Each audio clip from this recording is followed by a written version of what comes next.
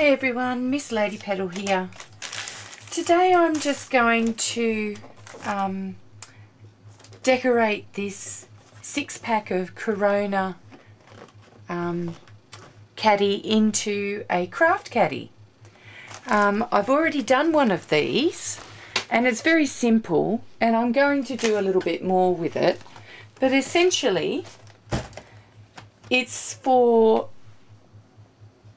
carting my stuff in from my studio maybe onto my dining room table and having everything easily accessible. And I tend to put things in there that I use a lot of or for a specific project. Now I just sprayed this one because it was really easy to do and I just wanted to see whether it would cover really well. These are remarkably strong because obviously they had glass beer bottles in them, so I knew that they could take the weight, and they've been remarkably handy. So I haven't finished decorating this pink one yet, but because my husband bought quite a few of them, he went away for a boys' weekend recently and came back with half a carton of these still here. He's gradually going through them. So I'm just going to start by gessoing it. And I tell you what, this Art Studio gesso primer that I've got, that's the most awesome one. I've been using like a Montmartre gesso because over here I can get the Liquitex, but the Liquitex is like, I don't know, 3 times more expensive for half the amount.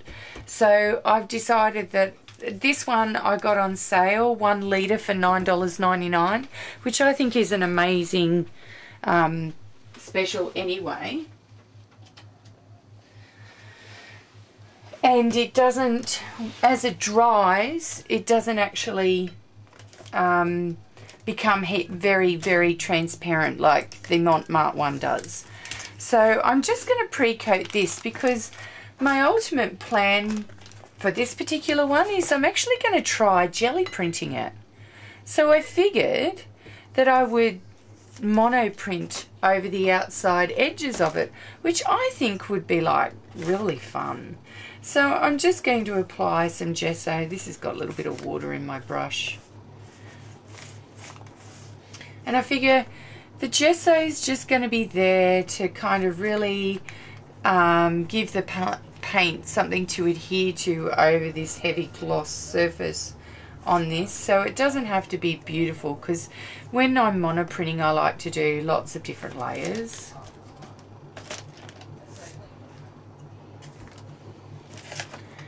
And you know, I was thinking about doing a video the last time I sprayed that one, but I hadn't quite got, you know, everything set up to do it yet. But now that I've got everything set up, it's like really easy. Just turn the video on and here we go. But I tell you what, today, I'm pretty exhausted. I'm doing this because I don't have to put a lot of thought into it. I just cleaned my entire house. I was chatting to one of my girlfriends last night and I was laughing about how messy my house had gotten since I was seriously YouTubing and, you know, kind of launching this as a little bit of a business, this craft exploits that I'm doing. And yeah, my house was suffering and my husband wasn't happy. and I was just saying, you know, like, a lot of this, it can't be helped, you know. I've got things that I've got to get done, and when I clean, it's just like, I get sick for a couple of days because my body doesn't like chemicals all that much. And I find that just get into all these nooks and crannies, see? Better go do that around the other side. It's not hanging down so much. Just so if you see it on the side, we'll do something about that. But I was thinking, today the kids, it's the last day of the kids' school term, and both of them had said, Mum, can we stay at home? And I thought about it this morning and said to them, if you want to stay home, you have to clean up, and the whole house needs doing, so that's a big job. And you know what, they really surprised me and said, yeah, Mum, we will. And these are boys, right? Teenage boys. Who would have thought? I mean, admittedly, at the moment I have peace. They're on the computers talking to their mates and doing online gaming. I'm only gessoing part the way down because I actually intend to spray the inside of this like with a white undercoat. But I like the gesso in to just try and seal a little bit of this raw stuff. But as I get to the bottom, of course you don't see that nearly as much. And I will spray over this with a white undercoat before I monoprint. But the inside of it, like the inside of the last one just ended up pink. This one will probably just end up white. It'll be interesting to see the kinds of messes that are made, I think. By the sorts of things that I put in this. I haven't quite decided, you know, the purpose of this yet. Whether I'm going to put, I've kind of put some glues, like, because when I'm doing paper beads or something, you want to take your varnishes and your glues and Mod Podge and all that kind of stuff. Like, I use my homemade Mod Podge because it seals very matte and it glues the paper bead edges together and just strengthens the beads really well. But when I'm just rolling a whole heap of paper beads while I'm watching TV, because as you do, I like to have my area a bit neat and tidy because, you know, I still have to eat there at my dining room table. So, yeah. But these caddies are like pretty darn cool, and it's all part of my decision to try and stop purchasing so many things that cost me a lot of money to achieve the same ends, and recycling and repurposing and saving our landfill, you know, saving this kind of stuff from landfill. And I just think to myself, well, if I can use it and it has a decent use, and I'm not just doing it for the sake of doing it, like I'm actually going to use it, well then it's definitely worth it. Cool. I'm happy with that. Where it is right now. And we'll just let that dry. That you saw that I was gessoing it up. So I've gessoed it up and I've undercoated inside as well, just to give it a bit of a seal. And I'm going to actually have a go at monoprinting with my jelly plate. So I thought all the outside edges and even the handle. I'm trying to figure out how to do it, and I'll move it to the edge of the table and do all sorts of things with that. So that's the project for today, and I'm just showing you a little bit of my monoprinting tools. So I have all these kinds of, like a fork and bottle caps and bubble wrap.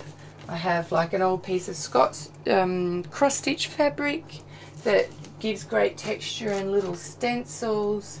I have a silk flower that goes really well, just an old binding, edge off a binding folder that I find gives great like film strip edges in monoprints, and just bits and pieces. And I keep all of those in this bag that just says monoprinting texture tools only, and I have a few of these bags around. Here's a stencil that I like to use for monoprinting because it's so fine, it works very well. But this is my stencil folder, and I have quarantined a bunch of stencils out, and I've got monoprinting stencils here. And these are all stencils that I've done things like this. I'll show you what I've done with a lot of the stencils. So I've cut the edges off. So with a normal stencil you will have like a square border. So with this particular stencil I've cut the edges off so that I don't have to worry about those borders in my monoprints. The same with these. Like I have a few of these lotus print or lotus flowers, and they were all in a 12 by 12 sheet stencil, and I didn't use them very much. And once I cut them out, it became amazingly easy to use them, and not only do they look good in the mono prints, but then when they're covered in paint and you pull them off the wet paint on the jelly plate, as you'll see, then the additional print that you get by brayering them onto another surface is an extra added bonus. And I think that's my favourite print that I get from these types of stencils. So I've got some different ones that I'll be using and some texture today.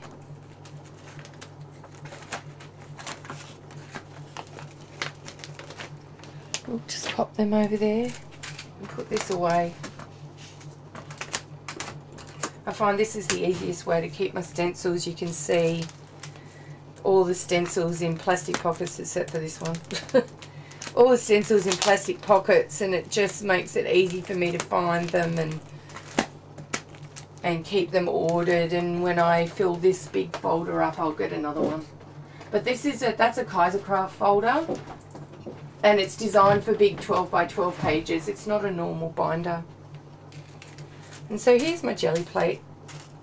When you're using a jelly plate, you always have to have lots of sheets of spare paper around. Now I'm going to be using some of my scratch paper today, and that's so that I can then have that for covering books or doing journals or doing all sorts of things with. And so that means that I'll be printing larger pieces of paper rather than smaller A4 sheets. And you can see, like, I gessoed on this, and there's some white on it and bits of other pieces. So when I'm lifting prints off after I've done the first or the second lifting from this, then I will be cleaning my brayer off onto here, and I'll be brayering stencils back onto here or onto these sheets. So you'll get to see this whole process as I do it. Now today I've picked this colour combination is like currently my favourite, and they're just Montmartre prints and cheap prints, cheap paints.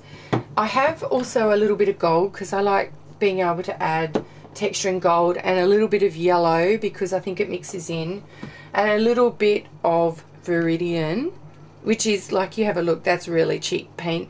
And what I do to make the paint not dry out so much, although having dried out paint on these is not necessarily a problem, because all you have to do is add a little bit of this glaze and stuff over the top, and then you can lift the majority of that off.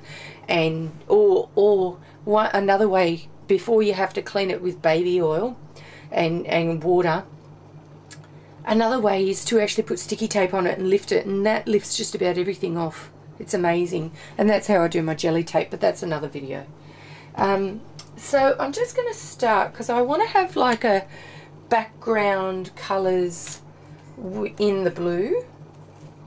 And I've got a little bit of glitter on here, so that'll come up. So I'm going to do a little bit of the blue and a bit of the green. I might actually use the Viridian as an undertone so that the lighter colours show up better. And what I do to just increase the length is just put a little bit of this flow medium. So that's a folk art paper medium, flow medium. And I just find it stops stuff drying out. And then I mix it up with a brayer.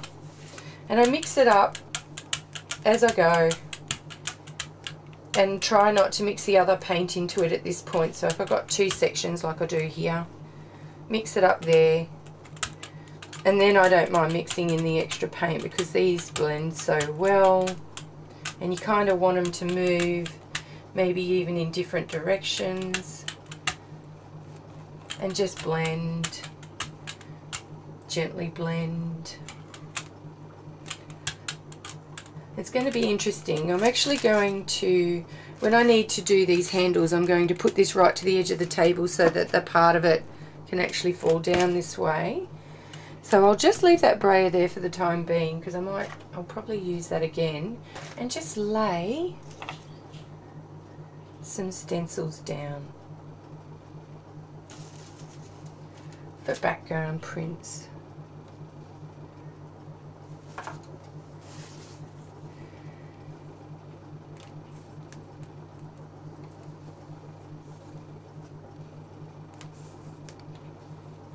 and do some texture. Gives awesome texture even when you're just rubbing it off, and all of that adds body to your mono prints. And I find that my favourite prints are generally not the first lift but the second lift, and so I want that texture to come through on this stencil as well. Through the stencil you can do that.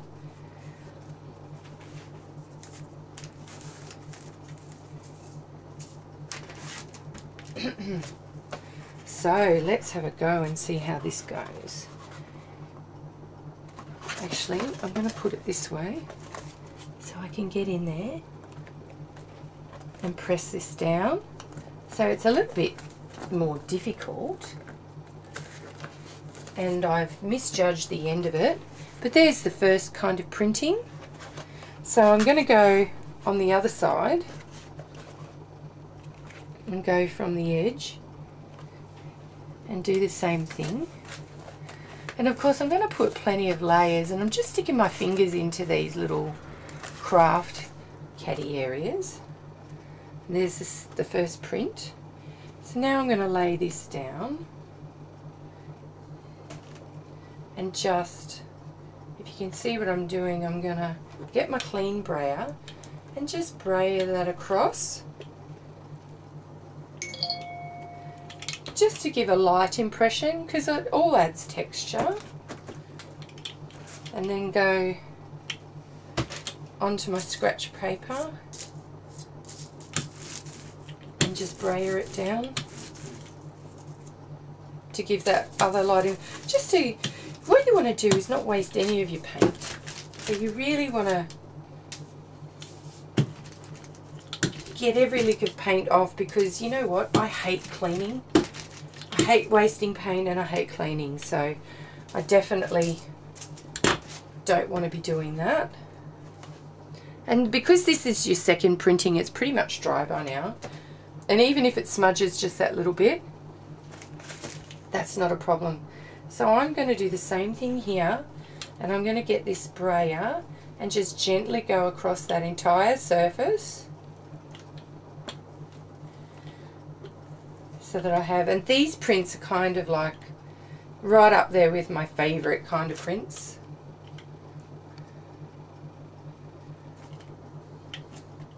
And then again, just brayer it down, clean everything off, and you start getting these awesome textured backgrounds on your scratch paper. And often my scratch paper becomes my favourite. And so you've done your first prints, and so now we're going to do our second print. So I'm just going to lay this down over the top of my first little layer, and for this one I'm just going to press, and of course it's left it in the middle because it's kind of bowed in the middle, but that's alright because that's going to show other things. And so I'll lay this down and press. This one's a little bit flatter, so if I want it to go into the middle, this side's gone not as much on the edges. And this is the kind of look I'm wanting, this kind of look at the moment.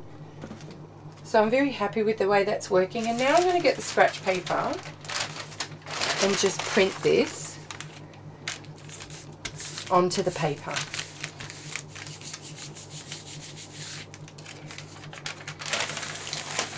And then you've got your mono print, and it's nowhere near as big and bulky as what maybe it was at first. And you can, like now I'm going to add whatever's left on my brayer and go over that slightly drying plate, those slightly drying paints that are left. And then I'm going to go, because this stuff's drying pretty quickly, whatever's left on my brayer here, I'm just going to add in, because you can get into the nooks and crannies, I'm just going to start adding in just a little bit of colour. And of course some of this paint is still wet, but when you're brayering in this stuff it just dries really fast.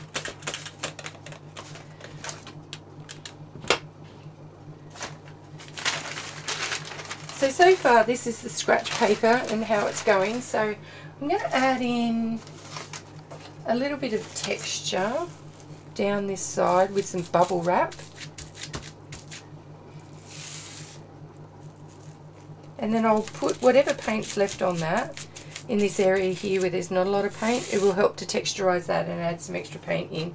And of course again, brayer it into, so you get this awesome bubble wrap print. And all of it just adds added dimension. Love it. It's working for me at the moment. What other texture can I add?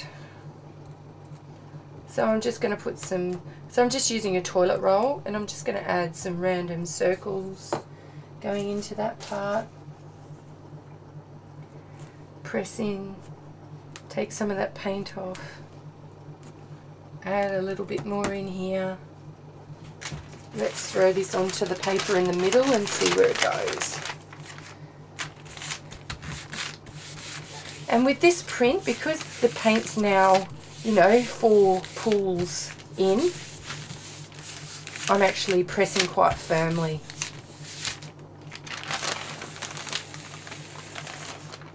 And you can see my circles, it's picked up the majority of the paint. There's almost nothing left. There's a little bit of blue down here which you can't see because it's on the green, the back of the green. But that's pretty much one lot. So I'm now going to have a look at doing, so far we have this, that's one side, that's the third side and the fourth, and I've just added just that little bit of colour. And of course, like, I get messy, you see my hands, like they're always completely covered in paint and yuck. That's why I keep my nails short now, because I'm absolutely hopeless. Alright, so I've got that blue and green down, and I'm going to go over that now with a bit of pink. So, and I know you can mix all your paints and everything, but you know what, I got these cheap paints really because of my mono printing, because they allowed me to just mono print really, really quickly.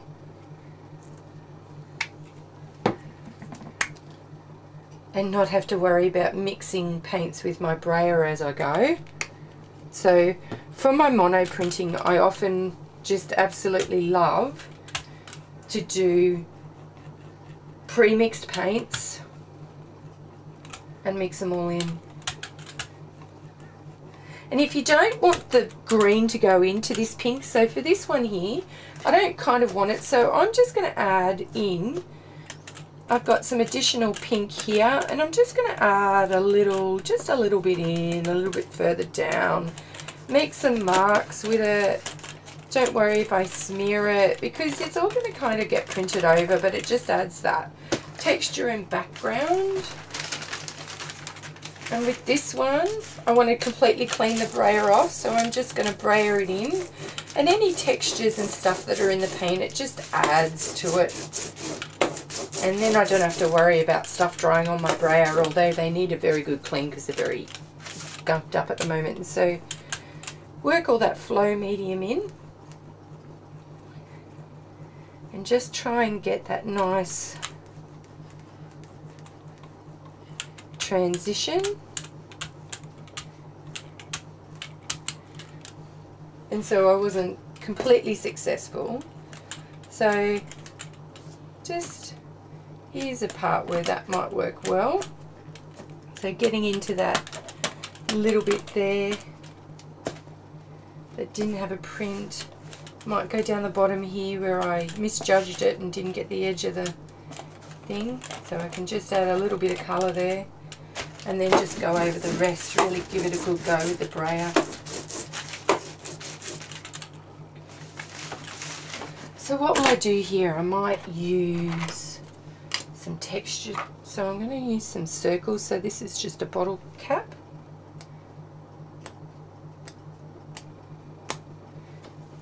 And again, I'm just going to throw them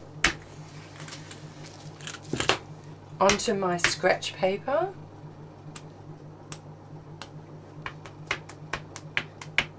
as well to add random circles to it. I've got a smaller one here, so I might add some smaller circles in down here, and again throw it onto the scratch paper. It all adds texture. You never want to waste anything, any of your stuff.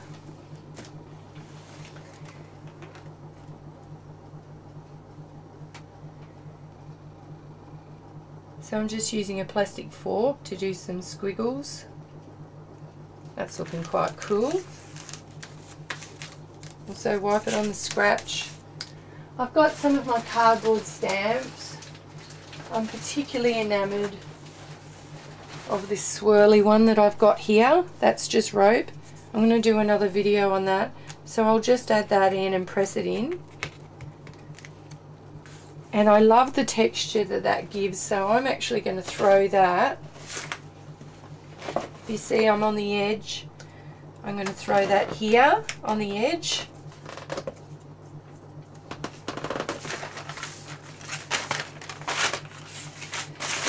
Let's see how this goes. So I've got my hand underneath, and I've just got some light swirls there. And now I'll just completely press it into the scratch paper and get some even more. And so I'll add that in again, a bit more now in the pink, and of course it's got a nice thing of paper, so that'll look really good here. Get my hand in underneath, and you've got the pink squirrels. Let's throw that here. So these squirrels are coming out, and they've got that really lovely fine detail that I absolutely love. And they're just made with cardboard. Like, these are some of my most favourite stamps ever, and they've come out with, and I make them cardboard. I'm like, that's so awesome. So I'm just going to move that tool, put them back in here, bring that down, press it in,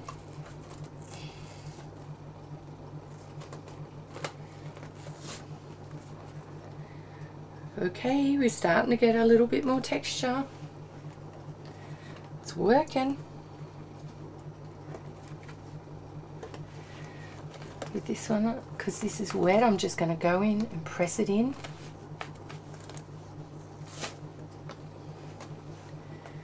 Ooh, I'm starting to like that texture. It's looking good. Let's throw. Now this is a really concave side, so I'm deciding that I'm going to press that concave side in to the jelly plate this time, because I don't want the middle to go. So there we go. Getting some of those swirls in. Get up into the pink here, I think. Press that in. And so, I mean, in some areas it's technically the second or third pull. Here we go. We're really starting to make some nice jelly prints and textures there. So I'm just going to pull this on the edge of this piece of paper now.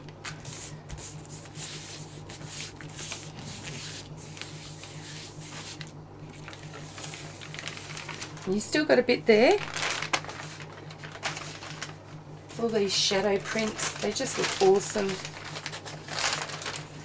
I'm just going to throw just a tiny hint of gold in the middle with quite a bit of flow medium to reactivate the paint.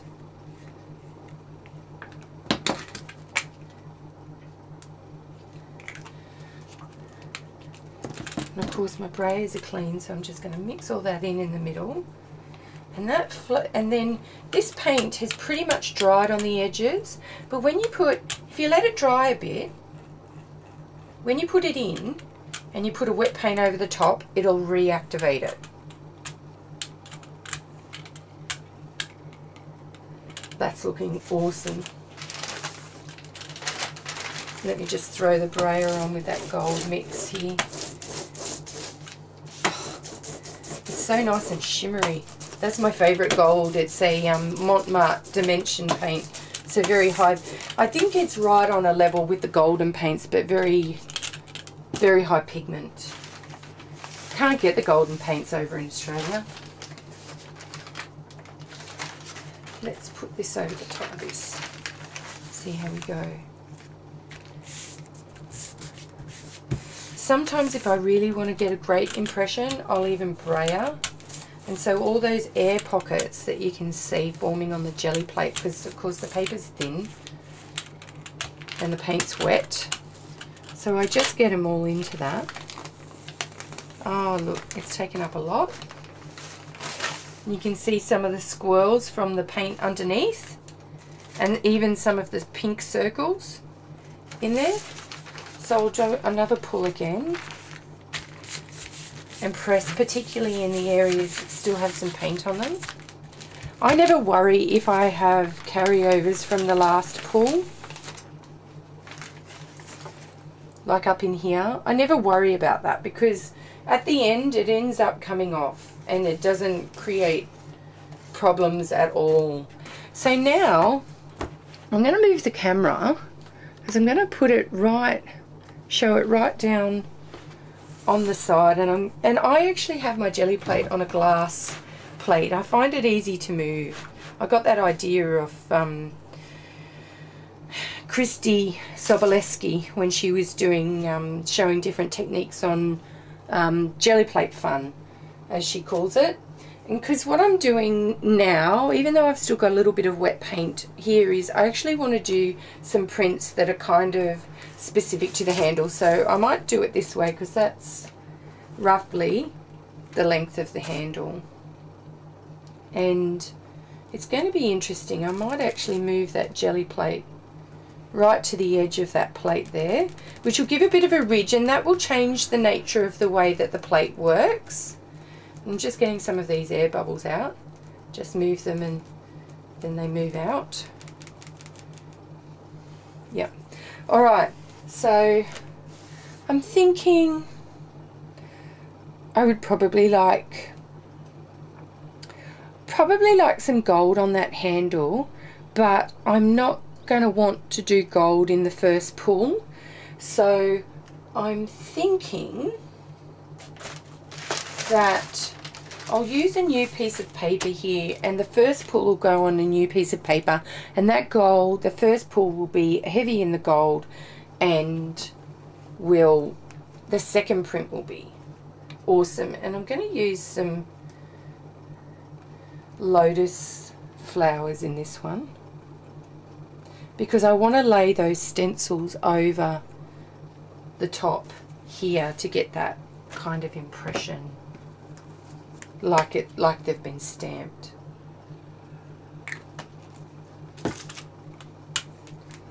And so you see I'm going over, and I've got a bit of green, so there's always a risk that a bit of the green will come out. Not a problem. With mono prints, the more dimension you get, the better.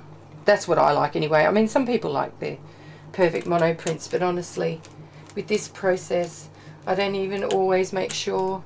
Like, I'm leaving some marks with my brayer at the moment. I'm going to leave them in. I'm going to leave that paint on there because it's not going to dry straight away. Just create, I think I'll use some of this, the texture.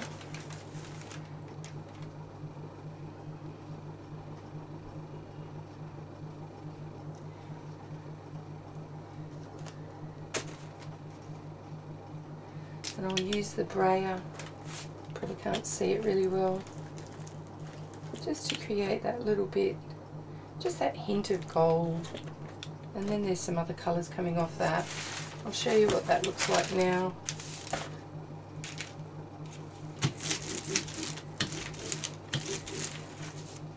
There's just hints of those different colours that I was pressing into that.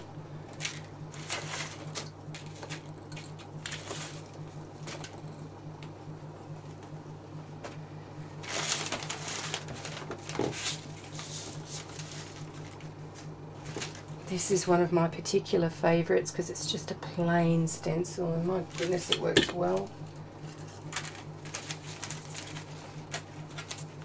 along with this silk flower. The ridges get pressed in really well. I found this was the backing of a stencil, so I thought I'll give that a go. I don't want to go over that one though. Oh, it gives this awesome dot print.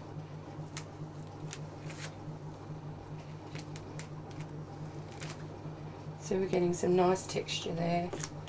Brayer it in. Get as much of the paint off as possible. The less you have to clean your stencils, the better.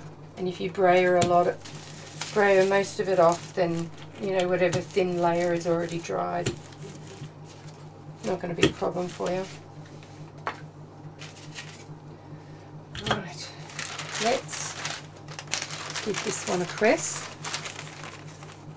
Put that on the edge.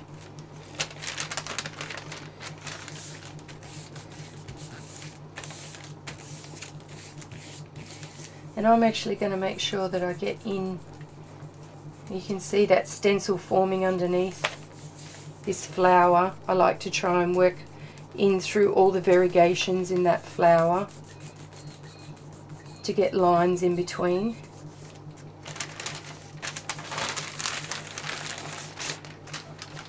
So there's the first pull, which is awesome. So now, let me go back to this one. So now I'm going to push this, pull this down, and I'm going to pull this up. And I hope you can see this okay, but I'm going to lay that in there and get my clean brayer and just brayer across it all the way down into these things. And then you get kind of a lovely outline of a print. Just pop it in here and any leftover bits will come out. Beautiful. And then just get a fine amount off. This side, I'm thinking this flower would look really good here. And it leaves an awesome, it's got lots of paint on it. So if I just dump it there and then brayer it carefully, don't want to transfer. Some of this other paint is still tacky, which is not a problem, it'll just blend better then. Just really get in and press that in. This flower has a few coats of paint on it, so the fabric, and you can just see the imprint there. It's not as strong as I'd hoped actually. That paint had dried a little bit too much, I think. Yeah. So what I'm going to do now is bring that to the edge and press this side into it, into the jelly plate right on the edge. So whatever imprint I can get will be there. And just a hint of gold. Just a hint of gold on the top. So maybe I can try, let's try it this way.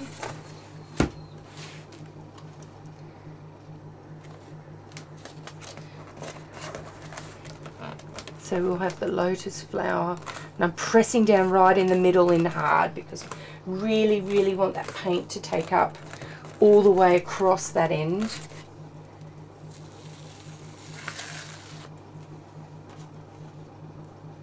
And you can see, I don't know if you can see in the light there, but it's got this lovely gold imprint. And I'm only going for gold highlights and textures here. And my thought is that I'll probably brayer over some of this to fill in any spots that I missed. So you can see some of the stencil working its way up. Put another layer of flow medium over the top because there's still a lot of gold on there and I can really use that. Put this over the top. Just thins it out into more like a glaze.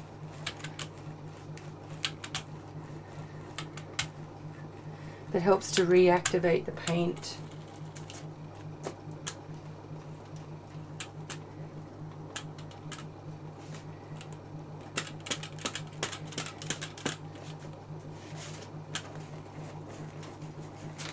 And you kind of see some of the thin glaze coming out.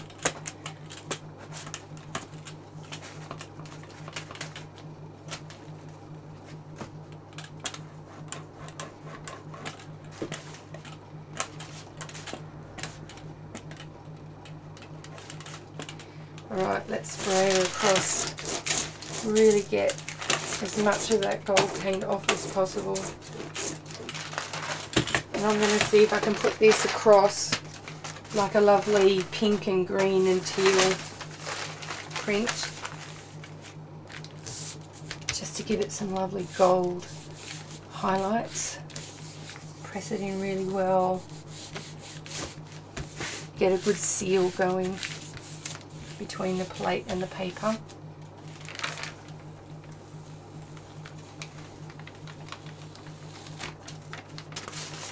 Yeah, look, I got quite a lot of that outline, just dulls some of those. Oh, it's looking pretty. This page is looking pretty.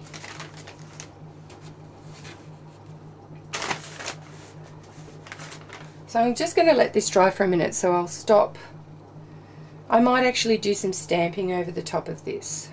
I'm kind of liking the way the mono prints are working out quite well, but I'm thinking I might do some individual stamping over these and have the stamp this way up and then press it into it like I've been using with the jelly plate. So I'll just get that set up. Okay, I'm back. So I've decided to pull out, I'm just mixing up some yellow and some white. And the main focus of what I'm doing here is, let's get rid of some of that yellow.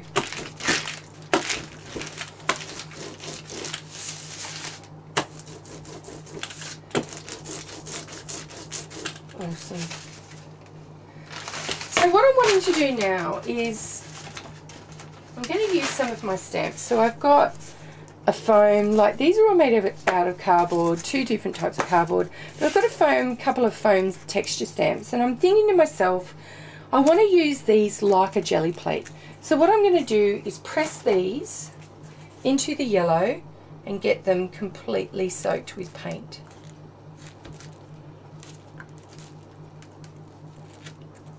Right? Soaked with paint.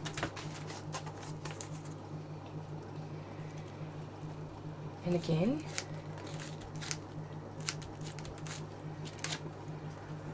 now I'm going to quickly move that and lay these down side by side. Then I'm going to take this side, and instead of stamping on them the normal way we stamp, I'm going to press these and use them like the jelly plate, so I get the impressions from the stamps over the top. Ah, and that looks stunning. So let's do that on the other side. I'll move it further back so that there's more paint on those stamps.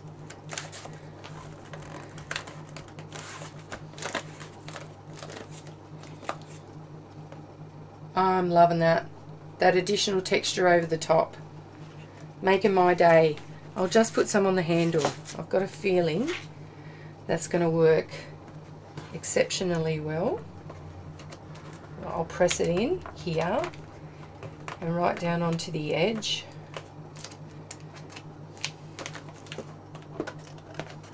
Yep, not working on the handle as well.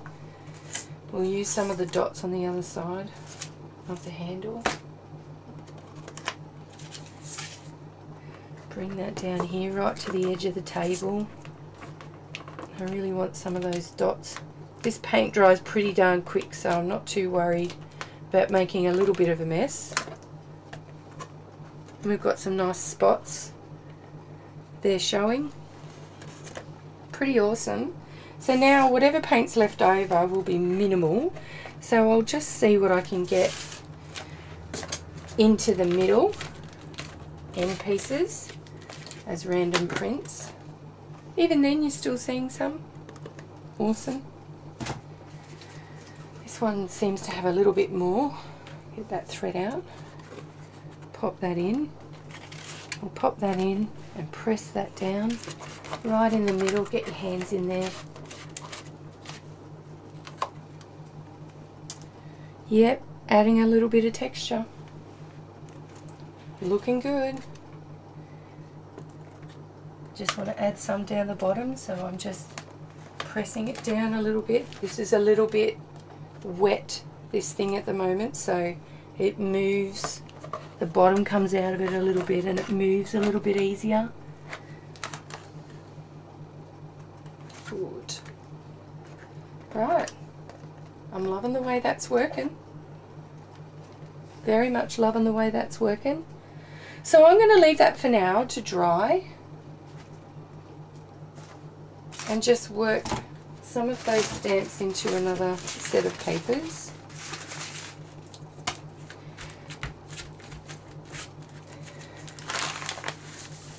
This is why I love second and third prints, because they just leave hints of the stamp.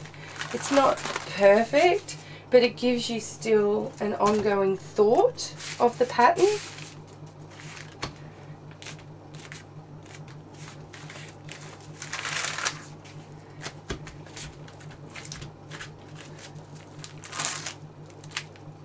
And it gets all, like there's almost no paint left, just a little bit down the bottom here on those stamps.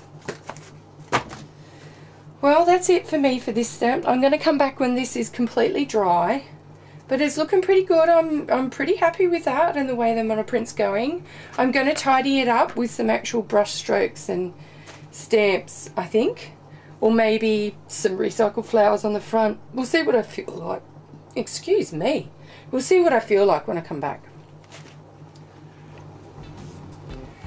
Right, so this caddy is now completely dry, and look, I have this really good friend, her name's Vicky, and she lives by the adage that nothing's actually ever finished until it's edged.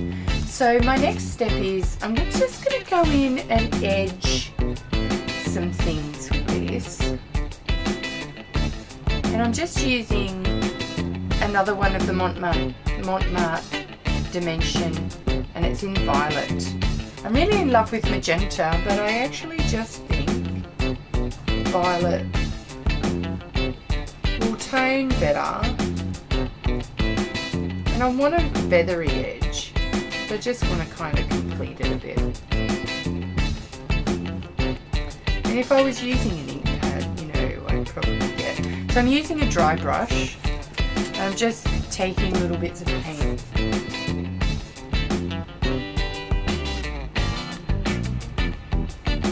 off the edge.